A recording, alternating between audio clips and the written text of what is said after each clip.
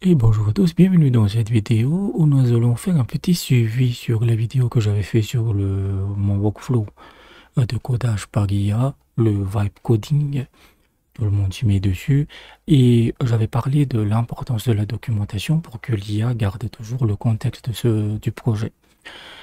Et donc là, on va aller un peu plus loin en fait en utilisant ce qu'on appelle la banque de mémoire. Grosso modo, c'est une série de documents que l'IA va créer automatiquement, mettre à jour automatiquement et noter tout ce qu'il y a d'important dans votre projet en fait.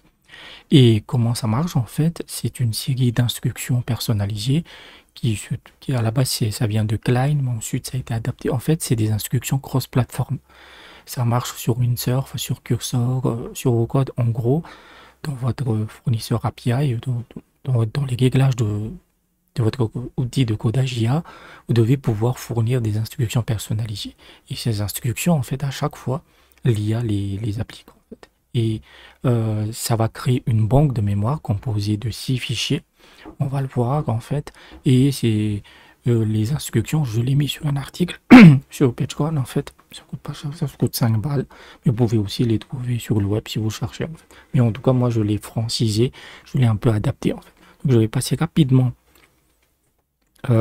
sur desktop. Hop. Et donc, je vous montre où est-ce qu'ils sont. Ouais, c'est le patron. Donc, c'est mon workflow que j'ai mis sur PageCon en fait. Donc, c'est un article à l'achat. Hein. Et à la fin, vous pouvez ajouter les inscriptions personnalisées. Et une fois que vous ouvrez ça, en fait, je vais vous montrer un peu. Donc voilà, c'est juste un fichier en Markdown qui indique en fait ce que constitue de quoi est constituée cette banque de mémoire. Et cette banque de mémoire, c'est comme une mémoire externe en fait, mais qui est beaucoup plus efficace, beaucoup plus propre. Et elle va créer 6 fichiers. Donc il y a le projet brief qui est le plan général du projet, le contexte du produit, c'est-à-dire la raison d'être du projet, l'active contexte, sur quoi vous travaillez actuellement avec le codage IA, le système pattern, c'est-à-dire l'architecture que vous utilisez, tech contexte, la tech stack, donc est-ce que vous utilisez Python, front-end, etc.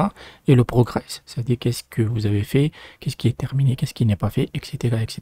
Et je dois dire que ça a vraiment révolutionné ma façon de travailler. Parce que moi, j'utilisais déjà une version un peu archaïque de ce concept-là, où j'avais deux projets, deux fichiers, le projet brief et le progrès. Mais lui, en fait, avec ces 6 fichiers, il va créer le contexte. En fait, à chaque début de tâche, il va regarder ces 6 fichiers pour avoir toujours une vue claire du projet. Et tout ça, en fait, vous avez juste à copier ces instructions personnalisées. Donc, vous les copiez, hein, comme ça. Vous les copiez simplement. Vous allez, moi j'utilise WooCode, mais ça marche aussi sur Klein, Windsurf et Cursor. Et donc, on va aller sur...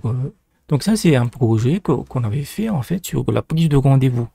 Je ne sais pas si pour ceux qui l'ont regardé, j'avais testé ça et j'étais même impressionné que j'ai mis des pensant qu'il avait une petite un petit site web de prise de rendez-vous. Donc c'est ça qu'on va utiliser. Et vous voyez ici qu'il n'y a pas de répertoire de banque de mémoire. Donc soit vous pouvez le créer vous-même, soit l'IA peut aussi le créer pour vous. Voilà, donc on va voir. Donc on va aller sur WooCode. En fait, voici WooCode. Et les instructions personnalisées, vous les mettez dans vos prompts ici. C'est aux différents modes en fait. Et vous avez différents modes ici, code, architecte, debug, etc.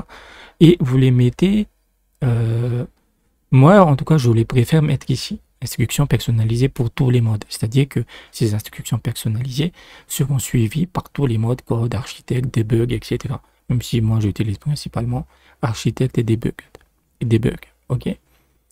Donc on va la laisser terminer. Et je ne sais pas si en architecte il peut le faire. Et comme on a déjà, et ça c'est ma documentation ancienne, plan RV et progrès RV, et vous pouvez lui donner ce contexte. C'est-à-dire que pour initialiser la banque de mémoire, même si ce n'est pas nécessaire, si vous n'avez pas ça, vous pouvez, si vous commencez un projet, c'est à partir de zéro, vous lui dites initialise la banque de mémoire, et il va créer tous les fichiers avec le projet brief. Et c'est important que le brief du projet, vous l'ayez avant, en fait, parce que pour savoir ce que l'IA va faire, même si vous pouvez aussi le planifier dans l'architecte. Donc, ce que vous dites simplement, suivez... non, oui. Vous pouvez faire ça, suivez les instructions personnalisées, c'est-à-dire ce qu'on a collé actuellement. Voilà, vous lui dites simplement ça.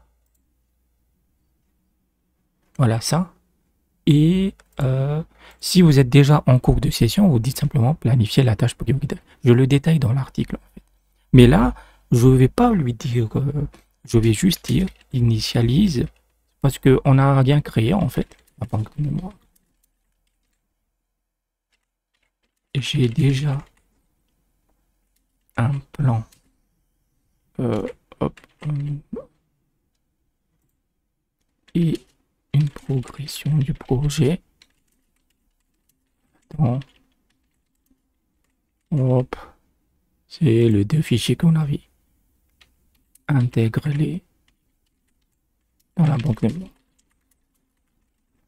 Voilà, parce que moi j'ai déjà les docs, mais vous pouvez également faire. Et on va voir s'il le fait. Hop, je calcule. C'est parti. Donc là, voilà, vous voyez, j'ai juste écrit une prompt en fait et je vais initialiser. Et il est en train de créer le projet. Donc le projet brief là, je ne l'ai pas, c'est pas moi qui l'ai créé, mais c'est lui qui l'a créé en fonction de ce qu'il avait dans le plan RV en fait. Voilà.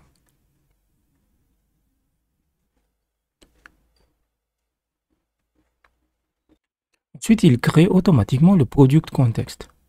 Oui. Comme c'est une première initialisation, les 6 fichiers vont prendre un peu de temps à être créés. Et juste petite parenthèse, en fait, en termes de consommation de tokens, bon, ça va consommer un peu. Je ne vous le cache pas, en fait, puisque là, il est en train de créer, mais imaginez que vous avez un gros projet, vous avez déjà une bonne documentation. Quand vous commencez à travailler le matin et vous lui dites suivez les instructions personnalisées, donc ça prendra un peu de temps, en fait. Ça prendra un peu de temps, genre, c'est pas genre non plus 1 heure, hein, mais genre 5-6 minutes pour qu'il ait tout en tête, en fait. Donc, ça va consommer un peu de token. Voilà. Mais comme aujourd'hui, vous avez dû le voir, tout le monde en parle, la Gemini 2.5 Pro a été encore améliorée. Donc, sur le front-end, il est encore très bon, mais surtout, il supporte beaucoup plus la mise en cache. Avec la mise en cache, en fait, les coûts sont vraiment réduits. Genre, moi, j'utilise sur mon projet que je suis depuis des mois, en fait. Donc, la banque de mémoire, pour qu'ils comprennent, en fait, ça prend genre entre 30 et 40 centimes de token. Donc, ça vous donne une idée du coût, en fait. Voilà. Pour juste avoir hein, la mémoire Donc, il continue de créer. Je reviens quand il a tout créé. Pendant qu'il est en train de créer, donc, n'hésitez pas à aller voir l'article, ça me soutient un peu. C'est pas beaucoup, c'est 5 balles en fait, et vous avez vraiment un guide complet. Et je le mettrai à jour parce que l'aspect sauvegarde, je ne l'ai pas fait encore. Parce que je dois encore travailler l'aspect sauvegarde parce que moi, j'utilise principalement Linux. Et vous pouvez aussi prendre une consultation IA en fait avec moi, puisque honnêtement, je me débrouille plutôt bien dans pas mal d'outils d'IA. Donc ça coûte à peu près 100 balles en fait, et ça coûte 3 jours. Et pendant ces 3 jours, en fait, vous pouvez me parler. Je ne prends pas en main votre projet. Hein. Pour ça que c'est très important qu'avant même d'acheter, en fait, n'hésitez pas à me contacter sur WhatsApp et Telegram. Tous les liens seront dans la description en fait. Et pour si vous êtes bloqué sur quelque chose, si vous avez des conseils sur du codage IA, sur des images, sur de la musique, en fait, la plupart des solutions IA, je les maîtrise en fait. Quelle IA vous voulez, quels sont les meilleurs LLM, voilà, même des aspects un peu techniques en fait. Mais voilà, n'hésitez pas. Donc, et la consultation se fait soit par WhatsApp, soit par Telegram en fait. Principalement du texte, parce que en termes de connexion, en fait, je peux faire de la visio, mais ça va être compliqué. Voilà. Mais n'hésitez pas si vous voulez, vous êtes bloqué sur quelque chose, ça pendant 3 jours, mais honnêtement, c'est 3 jours pour l'offre en fait. Mais je peux étendre un peu si vous prenez la consultation. Donc voilà, n'hésitez, je mettrai le lien sur la description, mais surtout, ne prenez pas pas avant que de me contacter. Contactez-moi d'abord, je suis intéressé par votre consultation.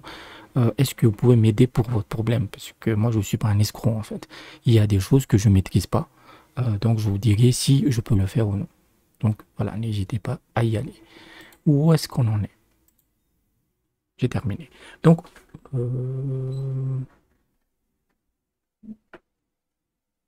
Bon, il propose par rapport, je sais, en fait, je connais même pas l'état du projet, mais lui, il a fait.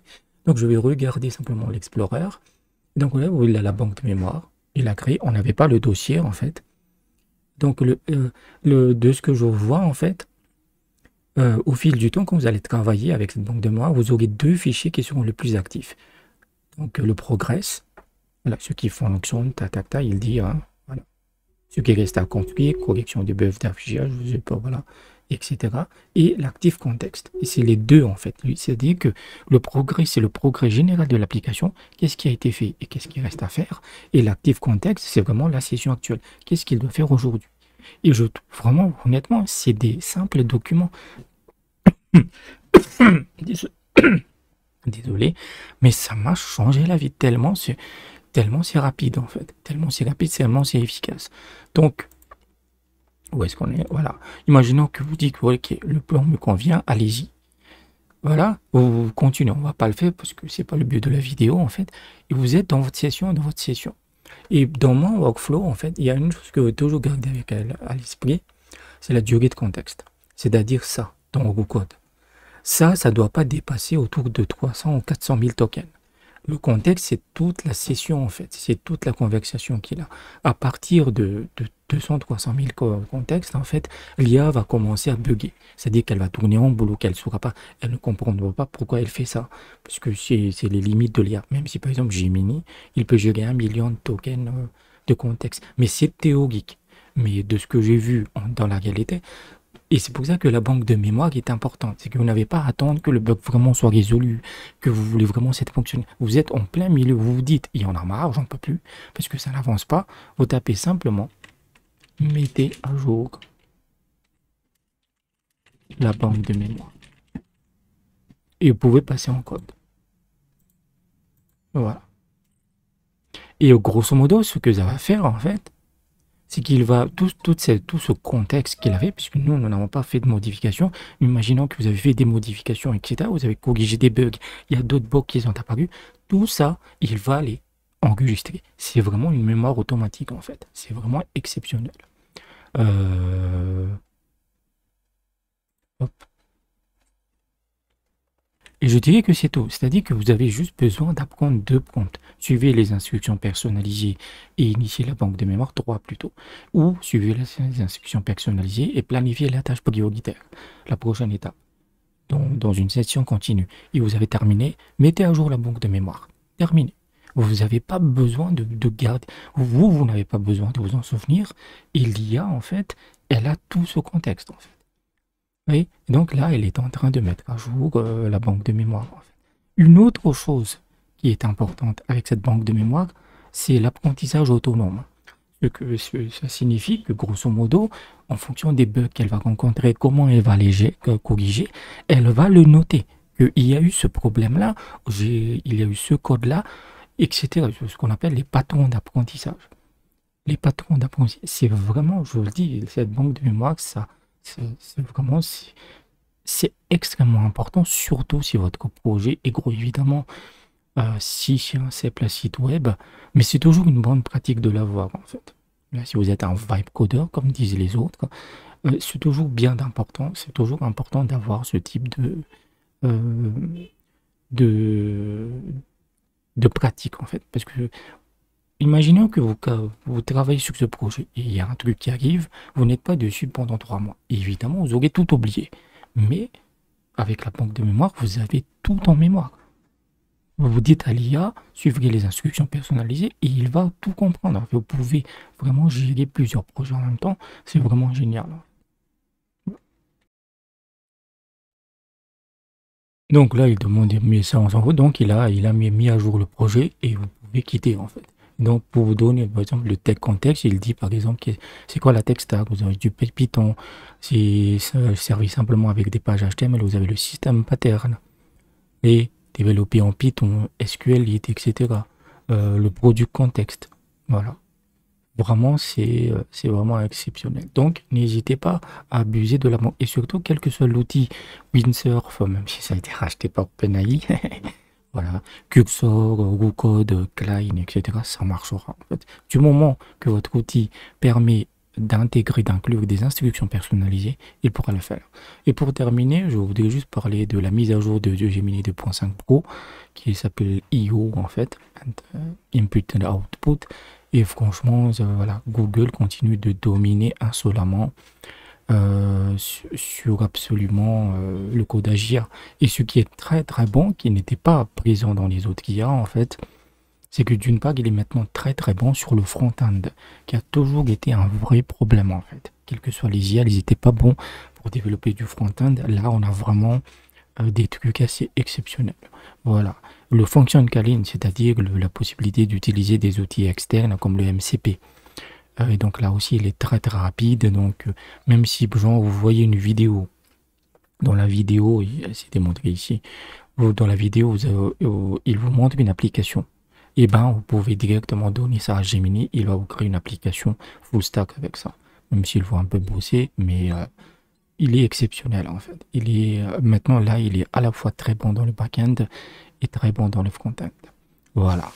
Sachant qu'il y a la conférence des développeurs de Google, il paraît qu'ils annonceront encore quelque chose. Là, Google est vraiment un rouleau compresseur parce que vous avez le protocole A2A, vous avez Firebase Studio, vous avez plein de choses qui arrivent. Là, ils sont top 1. Et c'est très bien. Moi, j'ai toujours espéré que Google réussisse et c'est très très bien. En plus, avec la mise en cache et tout, c'est vraiment pas cher. Voilà. Donc, on va passer en mode IA pour la conclusion. Donc, n'hésitez pas à utiliser cette banque de mémoire. N'hésitez pas à aller dans les... Donc, je détaille vraiment sur Patreon, sur comment le faire. Et si vous avez des problèmes, n'hésitez pas à me demander, etc. Et donc, si vous avez besoin d'aide, etc., j'ai aussi une consultation IA qui est disponible aussi sur Patreon. Tous les liens et informations dans la description. Donc, je vous dis à bientôt.